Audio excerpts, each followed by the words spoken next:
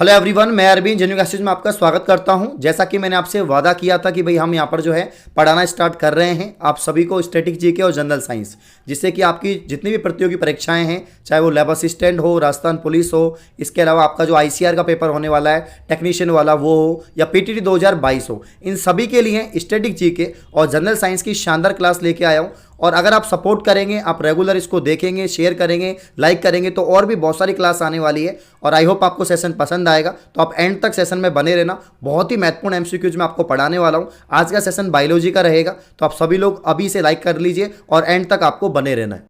तो यहाँ पर आपका फर्स्ट क्वेश्चन है, खाद्य श्रृंखला में सबसे ज़्यादा संख्या किसकी होती है? तो ये आप सभी को पता है, फूड चेन का क्वेश्चन है। जब भी फूड चेन का क्वेश्चन आता है तो आपके उत्पादक ऑप्शन में है, प्राथमिक उपभोक्ता, द्वितीयक उपभोक्ता और अपघटक है। तो यहाँ पर आंसर क्या हो जाएगा, आप सभी को पता है, सबसे ज़्यादा जो संख्या होगी वो अपघटक की होगी। क्योंकि सबसे ज़्यादा संख्या अपघटक की इसलिए होगी क्योंकि सबसे पहले होंगे आपके जो प्रोड्यूसर हैं, जो उत्पादक हैं। उत्पादक होने के बाद में यहाँ पर प्राइमरी कंज्यूमर होगा, जो यहाँ पर उत्पादक पर निर्भर करता है। फिर आपका सेकेंडरी कंज्यूमर होगा, फिर आपका टर्सरी कंज्यूमर होगा, और उसके बाद में डीकम्पोजर होंगे। जो बच जाते हैं उनको डीकम्पोज कर जाते हैं। जो अपघटक होते हैं, जैसे आपका फंगस हो गया, ये सब क्या होते हैं, अपघटक होते हैं, जो सड़े गले पदार्थ को खाते हैं। तो राइट आंसर आ जाएगा यहाँ पर डीकम्पोजर यानी अपघटक आ जाएगा। नेक्स्ट क्वेश्चन काफ़ी इंपॉर्टेंट होने वाला है, बहुत ही महत्वपूर्ण क्वेश्चन है।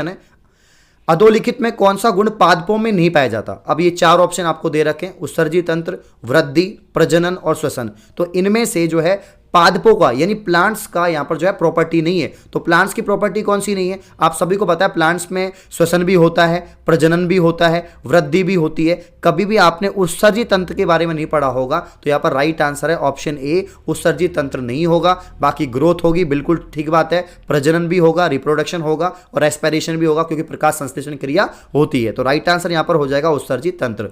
नेक्स्ट क्वेश्चन आपका है, निम्नलिखित में से कैंसर किस कारण से होता है? क्या बताना है आपको कि कैंसर किस कारण से होता है? तो आप लोग भी जो है, आप लोग भी आंसर बताते जाएं कमेंट में कि क्या आंसर होगा। तो क्वेश्चन नंबर 3 की बात करें कि कैंसर किस कारण से होता है। अब हम सभी को पता है कि पहली बात तो जो कैंसर है ये एक असंक्रामक बीमारी है। किस प्रकार की है? ये एक असंक्रामक बीमारी है, नॉन कम्युनिकेबल डिजीज है। ठीक है, असंक्रामक बीमारी है। दूसरी बात ये कि इसमें क्या होता है कि जब सेल में ग्रोथ होने लगती है तो कंट्रोल्ड नहीं होती है, बहुत सारी ग्रोथ हो जाती है, जिससे कि अर्बुद बन जाता है, ट्यूमर बन जाता है। क्या बन जाता है? ट्यूमर बन जाता है। और ट्यूमर बनने को ही हम क्या बोलेंगे? कैंसर बोलेंगे। कैंसर का अध्ययन क्या कहलाता है? ऑन्कोलॉजी कहलाता है। ये याद रखना आप लोग, कैंसर का जो अध्ययन है वो क्या कहलाता है? ऑन्कोलॉजी। और कैंसर की जो थेरेपी है उसे हम क्या कहते हैं? उसे कीमोथेरेपी कहते हैं, जिससे कि कैंसर का ट्रीटमेंट किया जाता है। तो यहाँ पर 4 ऑप्शन आपके सामने है। राइट ऑप्शन जो होगा वो हो जाएगा ऑप्शन बी, यानी सूत्री विभाजन को नियंत्रित करने वाली प्रक्रिया बंद होने के कारण। तो जो यहां पर मिटोसिस है आपका, उसको कंट्रोल करने की जो प्रक्रिया है वो बंद हो जाएगी, तो सेल्स में बहुत सारी ग्रोथ हो जाएगी। ग्रोथ होने के कारण क्या होगा कि यहां पर जो है अर्बुद बन जाएगा, ट्यूमर बन जाएगा, तो कैंसर का कारण होता है। तो right answer option B clear है। नेक्स्ट क्वेश्चन आपके सामने रहा, बहुत ही शानदार सवाल है, एग्जाम में डेफिनेटली आपसे पूछा जाएगा। क्वेश्चन नंबर 4, निम्नलिखित में से किस फसल में नीलहरी शैवाल मुख्यतः जैव उर्वरक के रूप में प्रयोग होते हैं? तो आपको पहली बात तो नीलहरी शैवाल को क्या कहते हैं? साइनोबैक्टीरिया। आप सभी को पता है इसको क्या कहते हैं? साइनोबैक्टीरिया कहते हैं। ठीक है ना, नीलहरी शैवाल साइनोबैक्टीरिया है एक तरह से। ठीक है ना। जैव उर्वरक के रूप में कैसे प्रयोग करते हैं? तो यहां पर जो है आंसर हो जाएगा धान। ऑप्शन सी बिल्कुल ठीक आंसर है, धान इसका राइट आंसर हो जाएगा। तो क्वेश्चन नंबर 5 है आपका, पौधे के किस भाग को केसर के रूप में इस्तेमाल किया जाता है? तो अगर हम केसर की बात करें, आप सभी को पता है सुगंधित पादप है। ठीक है ना।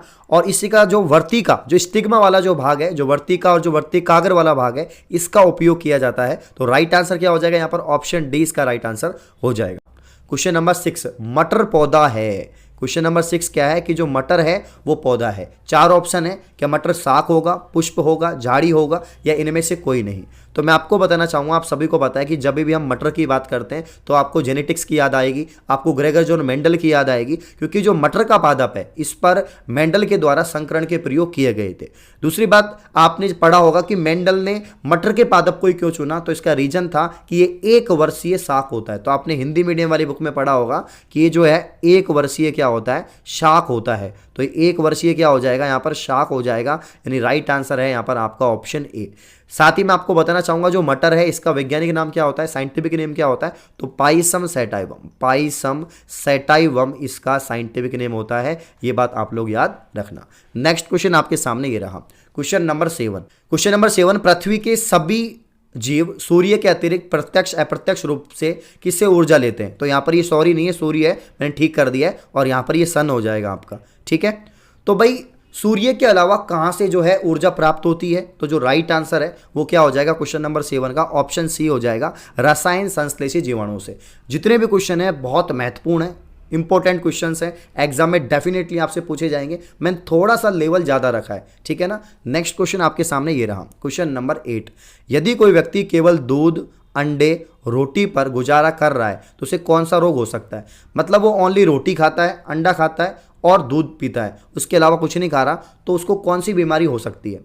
देखो भाई, दूध पी रहा है तो उसमें कैल्शियम होगा, कैल्शियम होगा तो उसे जो है रिकेट्स नहीं होगा, क्योंकि हड्डियों वाली बीमारी किसकी कमी से होती है, वो कैल्शियम की कमी से होती है। अंडा खा रहा है, रोटी खा रहा है तो उसको रतौंधी भी नहीं होगा, उसको बेरी बेरी भी नहीं होगा, लेकिन उसको स्कर्वी होने के चांस रहेंगे, क्योंकि स्कर्वी तब भी नहीं होगी जब आप खट्टे फल खाएंगे, ठीक है ना। खट्टे फल खाएंगे, फ्रूट्स खाएंगे या सब्जियां खाएंगे, तभी आपको स्कर्वी नहीं होगा।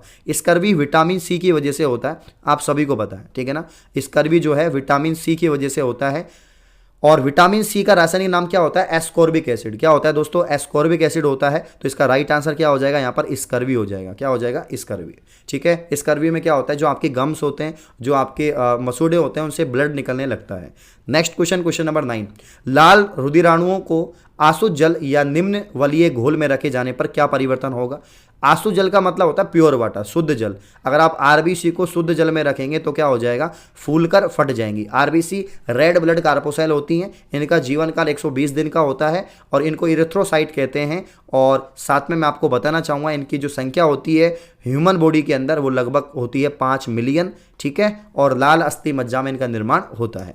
नेक्स्ट क्वेश्चन आप सभी के सामने ये रहा, लाल रक्त कोशिकाओं का विघटन। बहुत अच्छा सवाल है, इंपॉर्टेंट लगा लीजिए, आप स्टार लगा लीजिए, महत्वपूर्ण है, एग्जाम में डेफिनेटली आएगा, चाहे लैब असिस्टेंट की एग्जाम हो या इसके अलावा आपके कोई भी जहां पर जनरल साइंस आती है वहां पर यह सवाल डेफिनेटली आता है। एक तो ये पूछा जाता है कि आरबीसी का निर्माण कहां पर होता है, तो आरबीसी का निर्माण कहां पर होता है ये आपसे पूछा जाए तो राइट आंसर क्या हो जाएगा कि आरबीसी का निर्माण कहां पर होगा, तो आरबीसी का निर्माण होगा लाल अस्थि मज्जा में। किसमें होगा, लाल अस्थि मज्जा में आरबीसी का निर्माण होगा, रेड बोन मैरो के अंदर आरबीसी का निर्माण होगा। अब ये नष्ट कहां पर होती है, इनका विघटन कहां पर होता है, ब्रेक डाउन कहां पर होता है, तो पिलिया में, स्प्लीन में होता है। इसीलिए आरबीसी का कब्रिस्तान किसे कहते हैं, पिलिया को कहते हैं। ये बात आप लोग याद रखना, स्प्लीन को आरबीसी का कब्रिस्तान कहते हैं, क्योंकि यहां पर आरबीसी क्या हो जाती है, नष्ट होकर या टूटकर या मृत होकर गिर जाती हैं, ठीक है। नेक्स्ट क्वेश्चन आपके सामने ये रहा, तो यदि आप एसएससी एग्जाम, बैंक, रेलवे जैसे जनरल कंपटीशन की प्रिपरेशन कर रहे हैं और भारत के नंबर 1 लर्निंग ऐप अनअकैडमी से आप जुड़ना चाहते हैं, तो यहां पर मैं आपको बताना चाहूंगा कि आप कैसे जुड़ पाएंगे और रेगुलर फ्री स्पेशल क्लास और प्लस क्लास ले पाएंगे। तो सबसे पहले आपको भारत के नंबर 1 लर्निंग ऐप अनअकैडमी को प्ले स्टोर से डाउनलोड करना होगा। डाउनलोड करने के बाद रजिस्टर करें, साइन इन करें अपने मोबाइल नंबर से। उसके बाद में कैटेगरी सिलेक्ट करें। सबसे पहले आपको कैटेगरी सिलेक्ट करनी होगी एसएससी नॉन टेक्निकल। सिलेक्ट करने के बाद में जो है आप फ्री स्पेशल क्लास में जाए और मेरा नाम सर्च करें अरविंद कुंडारा, आप मुझे वहां पर फॉलो कर लें। अगर आपको किसी और एजुकेटर से पढ़ना है तो उसको भी आप लोग फॉलो कर सकते हैं और उनकी क्लास भी ले सकते हैं। फॉलो करने के बाद मैं आप सभी को बताना चाहता हूं, रेगुलर मेरी क्लासेज हो रही हैं, प्लस में भी क्लासेज हो रही हैं, फ्री में भी क्लासेज हो रही है।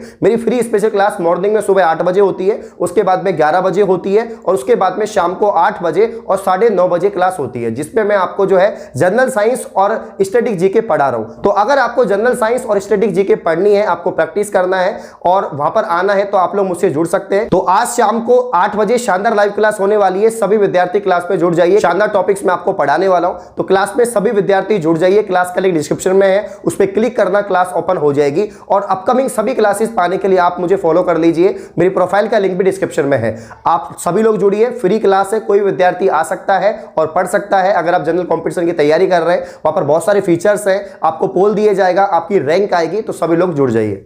स्तनियों की अस्थि या उपास्थि किसकी उपस्थिति से भिन्न होती है, तो यहां पर राइट आंसर ऑप्शन ए हो जाएगा। नेक्स्ट क्वेश्चन आपके सामने ये रहा, सुक्रोज शर्करा पाई जाती है, सुक्रोज पाई जाती है गन्ने के अंदर, शुगर केन के अंदर। नेक्स्ट क्वेश्चन आपके सामने ये रहा, थ्रोम्बोकाइनेज एंजाइम को किस और नाम से जाना जाता है, तो ये आपका थ्रोम्बोप्लास्टिन हो जाएगा। नेक्स्ट क्वेश्चन आपके सामने ये रहा, पेरिकार्डियम और हृदय के बीच कौन सा तरल भरा होता है। तो जब भी हम बात करते हैं हार्ट की, किसकी बात करते हैं, हार्ट की बात करते हैं, हृदय की बात करते हैं, तो आप सभी को पता है कि हृदय के चारों तरफ एक आवरण होता है, उस आवरण को हम क्या बोलते हैं, हृदय आवरण, या उसको बोलते हैं पेरिकार्डियम। तो पेरिकार्डियम और हार्ट के बीच में जो फ्लूइड होता है, उस फ्लूइड को हम क्या कहते हैं, पेरिकार्डियल फ्लूइड कहते हैं, यानी पेरिकार्डियल तरल कहते हैं।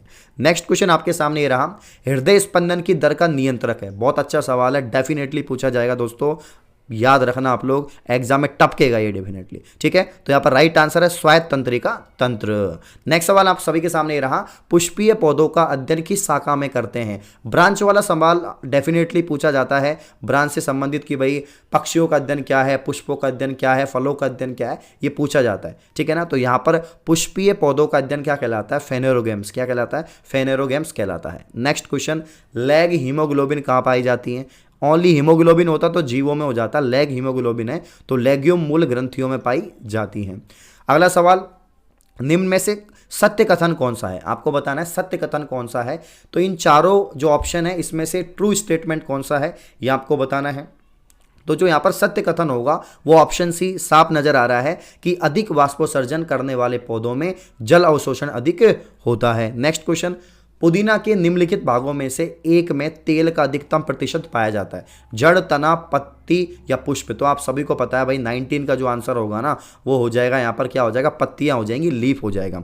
क्या हो जाएगा भाई, लीफ हो जाएगा, ठीक है ना, क्योंकि पुदीना की लीफ ही यूज में ली जाती है, ये बात आपको पता होगा। नेक्स्ट क्वेश्चन आप सभी के सामने, क्वेश्चन नंबर 20, प्रोटीन दालों में अच्छी तरह या अच्छी मात्रा में पाए जाते हैं। तो कौन कौन से प्रोटीन, एक तो लाइसिन, एक थ्रियोनिन, है ना, ऑप्शन ए बिल्कुल ठीक है, 20 का ऑप्शन ए बिल्कुल ठीक है। प्रोटीन की बात होगी तो प्रोटीन की बात होते ही सोयाबीन की बात होगी, किसकी बात होगी, सोयाबीन की। आप सभी को पता है ऐसा कौन सी दाल है जिसमें सबसे ज़्यादा प्रोटीन पाई जाती है, सोयाबीन है, काफ़ी ज़्यादा परसेंटेज में इसमें जो है प्रोटीन होती है। इसका वैज्ञानिक नाम होता है ग्लाइसिन मैक्स, क्या होता है, ग्लाइसिन मैक्स होता है, इसीलिए ग्लाइसिन नामक प्रोटीन इसमें पाई जाती है, ठीक है। इसी के साथ मैं आपको बताना चाहूँगा कि दालों का राजा क्या होता है, चना होता है, चना में प्रोटीन होता है। अगला सवाल आपके सामने ये रहा, हमारी कृषि एवं उद्यान पादपों के प्रमुख परागणकर्ता क्या है। तो राइट आंसर है मधुमक्खी। आप सभी को पता है मधुमक्खी पालन को एपीकल्चर कहते हैं दोस्तों, क्या कहते हैं, मधुमक्खी पालन को एपीकल्चर कहते हैं, याद रखना। रेशम कीट पालन को सेरीकल्चर कहते हैं, अंगूर की खेती को विटीकल्चर कहते हैं। तो एपीकल्चर की यहाँ पर बात करें तो इसमें मधुमक्खियों के पालन से दोहरा लाभ होता है। एक तो भाई हमें क्या मिलेगा, हमें शहद मिलेगा, हनी मिलेगा, वैक्स मिलेगा, ठीक है ना। साथ में जो है मधुमक्खियों से कीट परागण होगा, क्या होगा दोस्तों, कीट परागण की क्रिया होगी, कीट परागण की क्रिया होगी।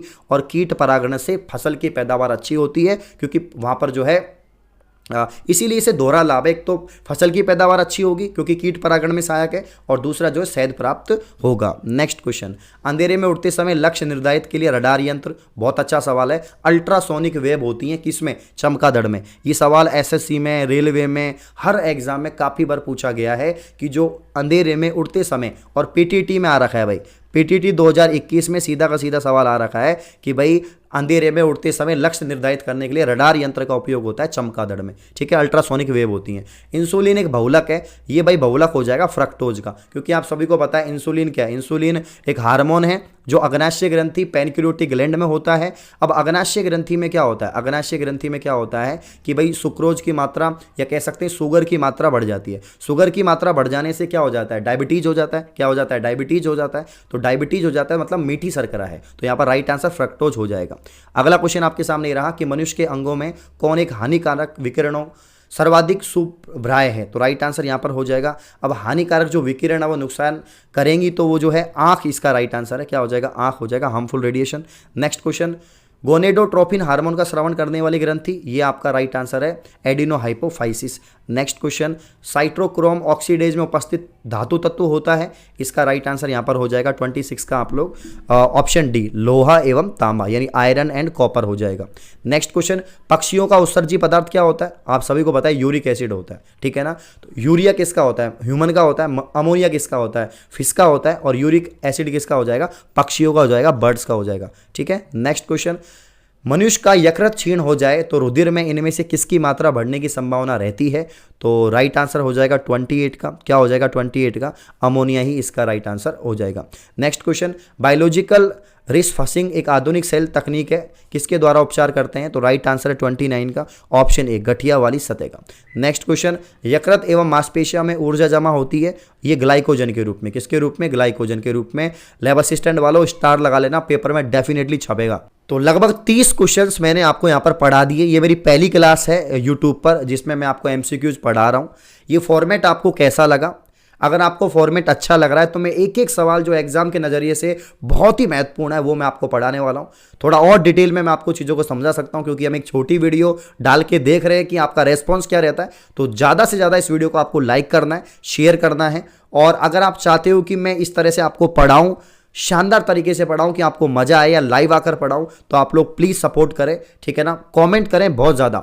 अगर आपके कमेंट आते हैं, लगभग 100+ कमेंट आते हैं इस वीडियो पर सभी बच्चों के, तो मैं नेक्स्ट क्लास लेके आऊँगा और इस सीरीज को रेगुलर चलाऊँगा, ठीक है। मैंने पूरी कोशिश की है, काफ़ी सारे क्वेश्चन मैंने आपको समझाने की कोशिश की है। बहुत अच्छे अच्छे क्वेश्चन है, क्वेश्चन थोड़े अच्छे लेवल के थे। मैं चाहता तो यहाँ पर ईजी क्वेश्चन भी ला सकता था, लेकिन मैंने कोशिश की है कि आपको कुछ अच्छे सवाल यहाँ पर मैं करवा पाऊँ, ठीक है ना। तो आप लोग जो है सपोर्ट करना, सभी सेशन को शेयर करना। इस प्रकार की और वीडियो पाने के लिए आप चैनल को सब्सक्राइब करें। धन्यवाद।